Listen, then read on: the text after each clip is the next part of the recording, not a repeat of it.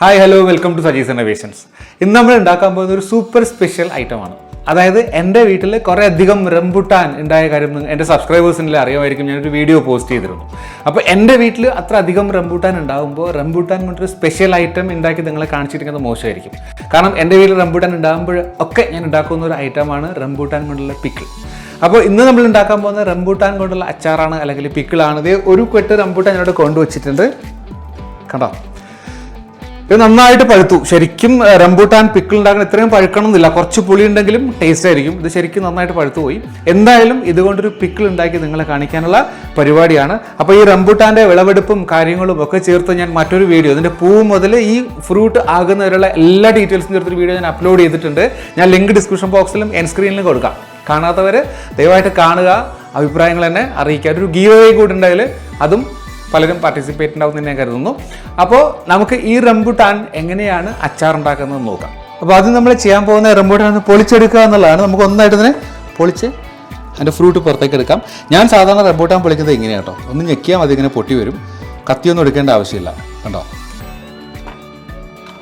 വളരെ ഈസി ആയിട്ട് പൊടിച്ചെടുക്കാം നമുക്ക്.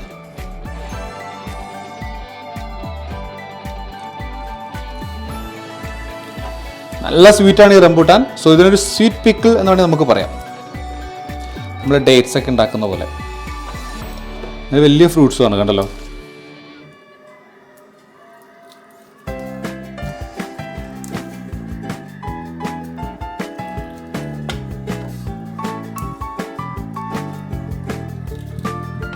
അപ്പോൾ ഇതുപോലെ എല്ലാ ഫ്രൂട്ട്സും പൊളിച്ചതിന് ശേഷം നമുക്ക് വീണ്ടും കാണാം. അപ്പോൾ നമ്മുടെ റംബുട്ടാൻ പിക്കിളിനുള്ള ഐറ്റംസ് എല്ലാം റെഡിയാണ്. ഇത്രയും റംബുട്ടാൻ എടുത്തിരിക്കുന്നത് 40 ഉണ്ടാവും കേട്ടോ. അത്രയും ഞാൻ തൊലിയൊക്കെ കളഞ്ഞ് ഭംഗിയായി കൊണ്ടുവച്ചിട്ടുണ്ട്. ബാക്കി ഐറ്റംസ് എല്ലാം എടുത്തു വെച്ചിട്ടുണ്ട്. ഓരോന്നും എന്തൊക്കെയാണെന്നും ഓരോന്നിൻ്റെയും അളവും ഞാൻ ചെയ്യുമ്പോൾ പറഞ്ഞുതരാം. അപ്പോൾ ചെറിയൊരു സാങ്കേതിക പ്രശ്നം കാരണം ഇന്ന് ഗ്യാസ് ഉപയോഗിക്കാൻ പറ്റുന്നില്ല, ഇൻഡക്ഷൻ കുക്കറിലാണ് ചെയ്യുന്നത് കേട്ടോ. അതുകൊണ്ട് തന്നെ എനിക്ക് മൺപാത്രം ഉപയോഗിക്കാൻ പറ്റിയിട്ടില്ല, മെറ്റാലിക് ഉപയോഗിക്കണം. അപ്പോൾ ആദ്യം ഞാൻ ചെയ്യുന്നത് ഒരു 1/2 കപ്പ് എള്ളെണ്ണ, അല്ലെങ്കിൽ നല്ലെണ്ണ എന്ന് പറയും, ഇതിലേക്ക് ഒഴിക്കുകയാണ്. എപ്പോഴും അച്ചാർ ഉണ്ടാക്കുമ്പോൾ എള്ളെണ്ണയാണ് നല്ലത് കേട്ടോ. ചൂടാകുമ്പോൾ ഞാൻ ആദ്യം അതിലേക്ക് ഇടുന്നത് ഒരു 1/2 ടീസ്പൂൺ ഉലുവയാണ് കേട്ടോ. ഉലുവന്ന് ചൂടായി വരുമ്പോഴത്തേക്ക് 1 ടീസ്പൂൺ കടുക് ഇട്ട് കൊടുക്കണ്ടേ. കടുക് പൊട്ടിക്കഴിഞ്ഞ് ഇടുന്നത് വെളുത്തുള്ളിയാണ്, ചെറുതായിട്ട് അരഞ്ഞ വെളുത്തുള്ളി. ഒരു 30 അല്ലി വെളുത്തുള്ളി ഉണ്ടാവും. ഒരു 1/2 കപ്പ് ഞാൻ എടുത്തിട്ടുണ്ട്, സോറി 1/4 കപ്പോളം വെളുത്തുള്ളി എടുത്തിട്ടുണ്ട്. 1/4 കപ്പ് തന്നെ ഇഞ്ചി ഇടുന്നുണ്ട്. ഇഞ്ചിയും ചെറുതായിട്ട് അരിഞ്ഞെടുത്തിരിക്കുന്നത് കേട്ടോ. പിന്നെ ഒരു 3 പച്ചമുളക് അരിഞ്ഞ് ചേർക്കുന്നുണ്ട്. ഇത് ഇഞ്ചിയുടെയും വെളുത്തുള്ളിയിലേക്ക് ആ പച്ചമണം മാറി ഒന്ന് ചെറുതായിട്ട് ബ്രൗൺ നിറം ആയി വരുന്നവർ ഇളക്കി കൊടുക്കുക കേട്ടോ. ഈ സമയത്ത് കുറച്ച് കറിവേപ്പില ചേർത്ത് കൊടുക്കണ്ടേ.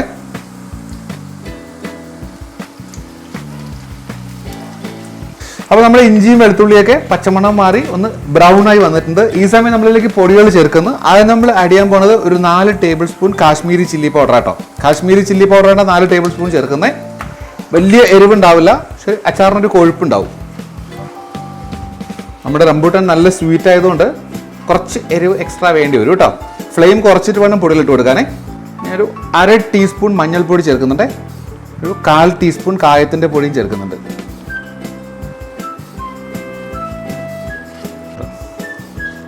അപ്പോൾ പൊടികളൊക്കെ ഒന്ന് മൂത്ത് പച്ചമണമൊക്കെ മാറിയിട്ടുണ്ട്. ഈ സമയം നമ്മളിതിലേക്ക് കുറച്ച് ചൂടുവെള്ളം ഒഴിച്ചു കൊടുക്കുക കേട്ടോ. ഞാൻ 1 കപ്പ് ചൂടുവെള്ളം ഒഴിക്കാൻ പോകണം ആദ്യം. വേണമെങ്കിൽ നമുക്ക് പിന്നെ ഒഴിച്ചു കൊടുക്കാം.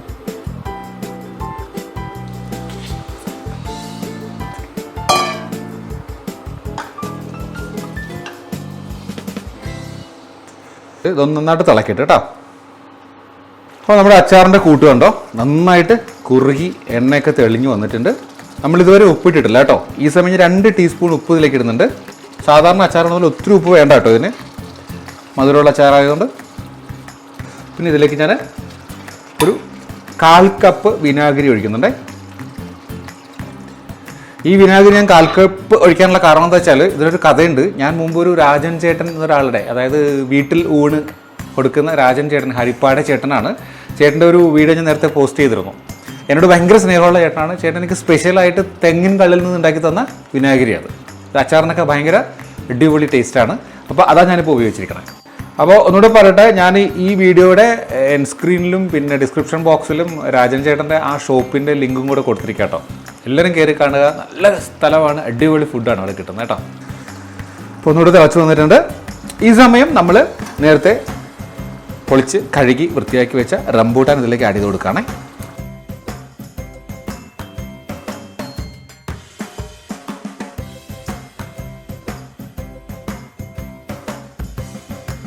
ഇനി ഒത്തിരി അങ്ങോട്ട് തിളയ്ക്കാൻ പാടില്ല. ഒരു ചെറിയ തീയിൽ ചെറുതായിട്ടൊരു 2 മിനിറ്റ് ഇരിക്കും കേട്ടോ, ചെറിയ ഫ്ലെയിം മതി. അതിനുശേഷം നമുക്ക് കാണാം.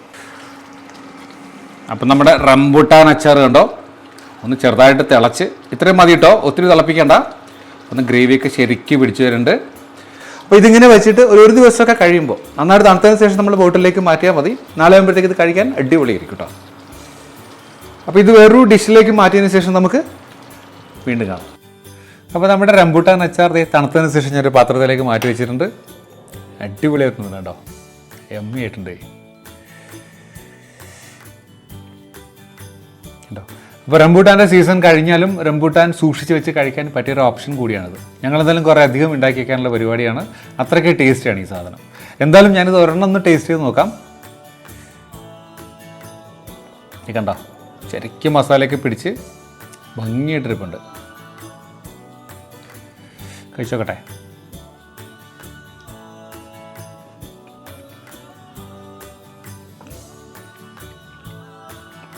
കുരുവെല്ലാം അങ്ങനെ പോരും കേട്ടോ. അടിപൊളിയായിട്ടുണ്ട്. അടിപൊളി സൂപ്പറായിട്ടുണ്ട്. ആ റംബൂട്ടാൻ്റെ മധുരവും ആ പുളിയും നല്ല എരിവും ആ മസാലയൊക്കെ ചേർത്ത് വല്ലാത്തൊരു ടേസ്റ്റാണ്. സോ റംബൂട്ടാൻ ഒരുപാടുള്ള സമയമാണ്. കിട്ടുവാണെങ്കിൽ ഉറപ്പായിട്ടും ഈ റെസിപ്പി ഒന്ന് ട്രൈ ചെയ്ത് നോക്കാം. ട്രൈ ചെയ്താലും ഇല്ലെങ്കിലും ഈ റെസിപ്പി എല്ലാവർക്കും ഇഷ്ടമായി എന്ന് തന്നെ ഞാൻ കരുതുന്നു. ഇഷ്ടമായെങ്കിൽ ഇതുവരെയും എൻ്റെ ചാനൽ സബ്സ്ക്രൈബ് ചെയ്തിട്ടില്ലെങ്കിൽ ദയവായിട്ട് സബ്സ്ക്രൈബ് ചെയ്യുക, ലൈക്ക് ചെയ്യുക, ഷെയർ ചെയ്യുക. വേറൊരു സന്തോഷ വാർത്ത അറിയിക്കാനുള്ളത്, എൻ്റെ കുക്കിംഗ് വീഡിയോസിനും ഗ്രാജുവലി വ്യൂവേഴ്സ് വന്നു തുടങ്ങി. മുമ്പ് ഗാർഡനിങ് വീഡിയോസിന് മാത്രമേ വ്യൂവേഴ്സ് ഉണ്ടായിരുന്നുള്ളൂ. So thank you so much. So മറ്റൊരു വീഡിയോ ആയിട്ട് വീണ്ടും കാണുന്നവരെ ബൈ ഫ്രം സജീസ് ഇന്നോവേഷൻസ്.